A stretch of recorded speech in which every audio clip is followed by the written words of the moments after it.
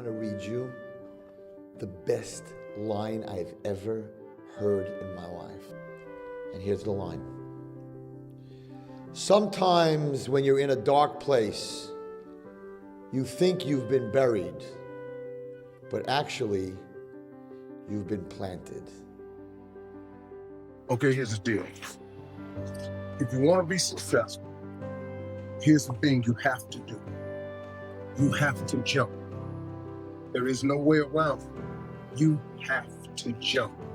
Every successful person has jumped. You got to jump. You got to take a leap of faith. You got to dash off that cliff, and you got to jump out there as far as you can.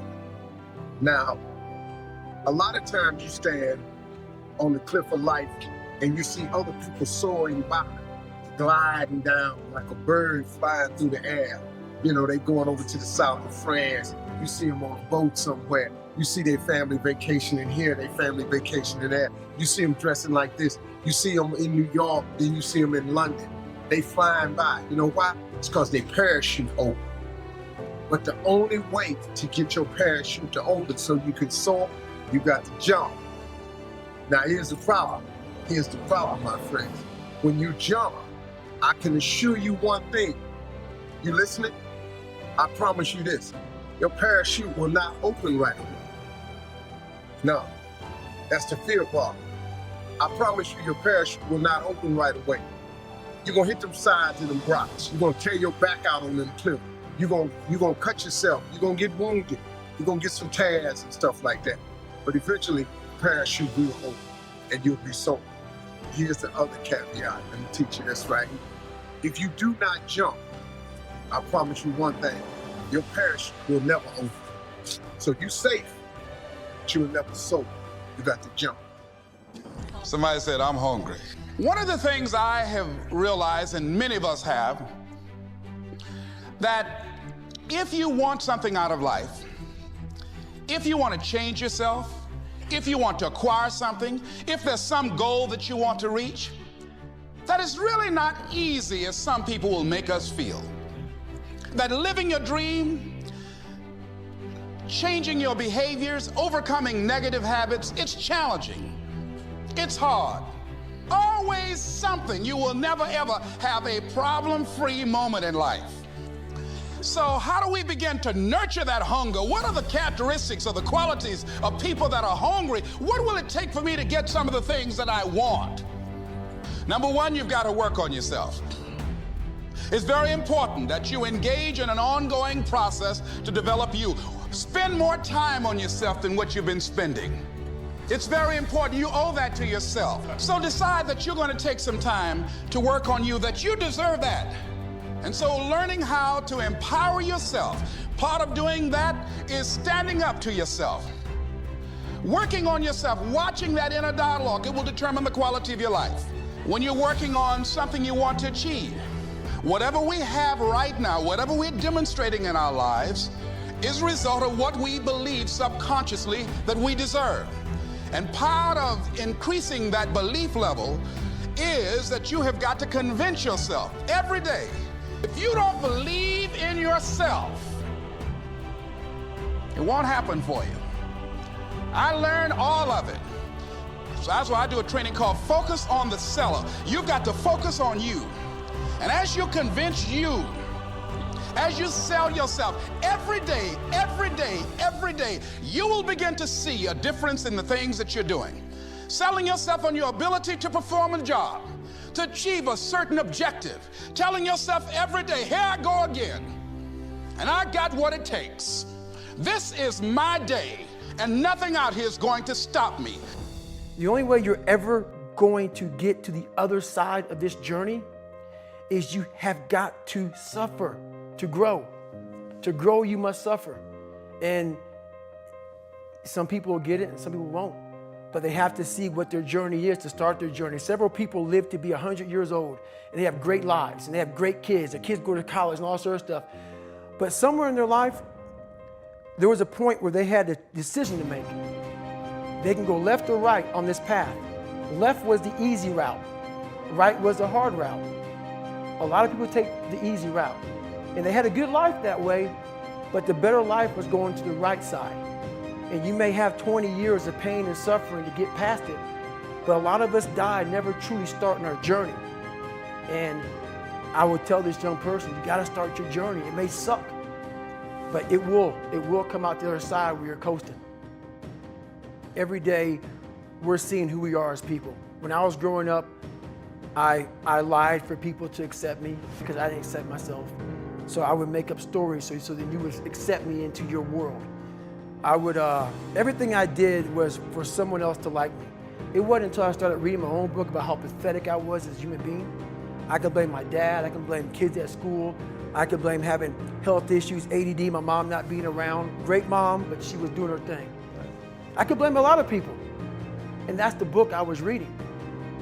And I put it off on everybody else. It wasn't until I said, you know what, for me to fix this, I gotta read what the fuck is wrong with David Goggins? Not blame anybody. Read my book and say, okay, I'm afraid of my shadow. How can I overcome that? Go in the military, get your ass kicked, do things you hate to do, be uncomfortable every fucking day of your life. Roger that. I'm not the smartest kid in the world. Okay. Instead of somebody saying, oh no, you're smart. No, don't say that to yourself. I said to myself, no, I'm a dumb motherfucker. Okay, roger that. How you get smarter? Educate yourself. So the things that we run from the truth. We're running from the truth, man. So the only way I became successful was going towards the truth. As painful and as brutal as it is, it changed me. It allowed me to become, in my own right, who I am today. I don't know about you, but I feel like we all carry and feel responsible for more than we can hold. Sometimes the weight feels so heavy and we're trying to carry our parents' expectations, we're trying to carry the responsibilities that we have on a day-to-day basis, we're trying to carry people's emotions and feelings and pain, and it can often feel like it's just weighing so heavy. And at the end of trying to carry all of this, you just feel like falling and breaking down. I'm sure you felt the same way, where you feel like the weight you're carrying is getting heavier every single year. And the weight of people's expectations, opinions, obligations, whatever it may be, never ever stops. In fact, it just continues to grow and accelerate as time goes on. As you listen to this episode today, I want it to be freeing. I want you to feel lighter. I want you to feel liberated. As you listen to this episode, I want you to feel like you can actually move and think and have space to create. Because what we don't realize is when we feel responsible for things that we don't need to be responsible for, we are blocked. Our creativity is blocked. Our passions are blocked. Our time is blocked. So much of our intuition is blocked because we're making space and room for everything else. So the first thing that I want to talk about, the first thing you're not responsible for is other people's feelings.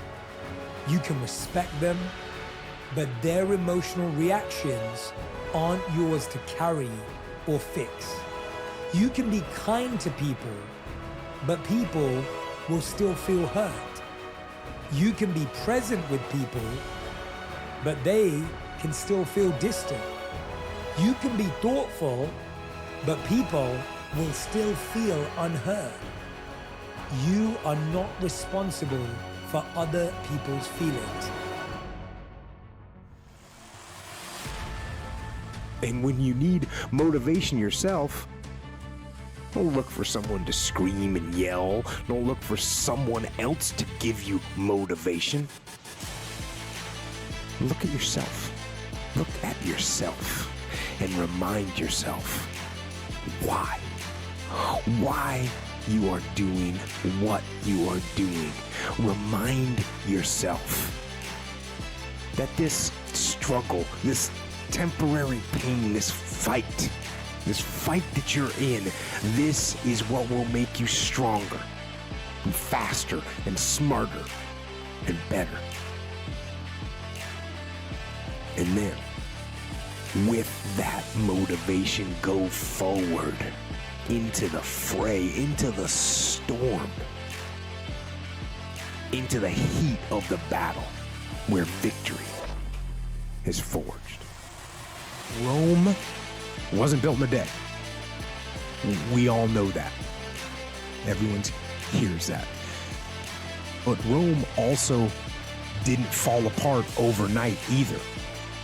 It took hundreds of years for Rome to reach its peak, but it also took time, hundreds of years, for Rome to decay and fall apart. And that is representative of life, because you don't achieve worthwhile goals quickly or easily. They take time. They take struggle. They take relentless pursuit day in and day out. That's what it takes. That's the thing. Success and failure are generally slow processes. Trees don't hang around with the grass, even though they all started from the same place.